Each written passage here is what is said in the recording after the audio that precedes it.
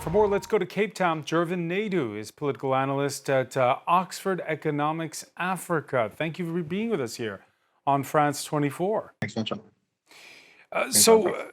A mixed bag. Turnout reported high in some parts, and in other parts, well, like Tigray, there was no voting at all. What news have you got from this Monday's general election? Yeah, talking to some of my sources, François, similar issues. The problem with Ethiopia is that a lot of independent media, Western media, weren't given accreditation, so it's hard to verify. But from some of the journalists I've been able to speak to, is that voting has gone on. There's been apparently actually 147 different constituencies across Amara and Oromia and other parts of the country, excluding Tigray, that there's been no voting. And there was actually an incident where a polling official was killed, but this was a motorbike accident, nothing violence related. But so far, voting is gone on, but the exclusion of Tigray, Amara, Oromia, and allegedly these 147 constituencies is not good for Ethiopia's democracy, even though their president, subversion to the prime minister has said when he cast his vote earlier today that Ethiopia is heading in the right direction. It's not the Western version of democracy, though excluding his constituencies is a big problem and hurts its legitimacy as a country, and also it hosts the AU. So it also says something about what the AU thinks about democracy. Okay, so Jervin, explain this for our viewers. Why is this election, he won with a whopping majority last time in 2021, why is this election seen as a possible springboard for a major constitutional reform that would make Abiy perhaps even president?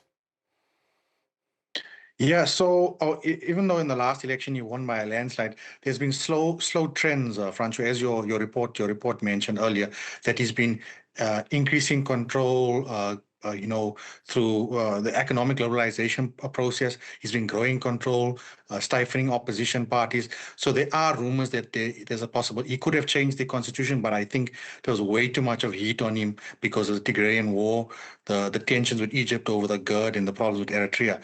But I think if he wins again, which is probably going to win by supermajority and have full control over the parliament, he's definitely going to start moving towards more measures to consolidate control. And even though the idea of the prosperity party is to move away from this ethnic diversities, it's become a problem where his party is dominating this coalition of parties, and the Tigrayans feel they've been sidelined. The Amarans, the Oromians, who are the largest, even though Abiy is a Oromian as well, they also feel excluded. So it's not great, but I do think he's finding a way to consolidate control and move in a direction where he can even be, as you say, the president possibly as well. Possibly president as well. This as the international lending organizations have accompanied his reforms. What is Ethiopia's star power when you examine the country when you compare to 5 years ago? Yeah, I think the star power has waned, Francois. I think we need to highlight that. It's taken a significant reputation risk, talking to some of the clients that we work here at Oxford Economics Africa, and they're always concerned about some of the reputational risk associated with Ethiopia because the government is consistently involved in some forms of human rights abuses or allegedly. So you have that, it does weigh on the star. But there are things that do put it out, I must say. You have to commend Abiy on his reform agenda, particularly on infrastructure. The GERD is an amazing piece of infrastructure, not just for Ethiopia, but for Africa.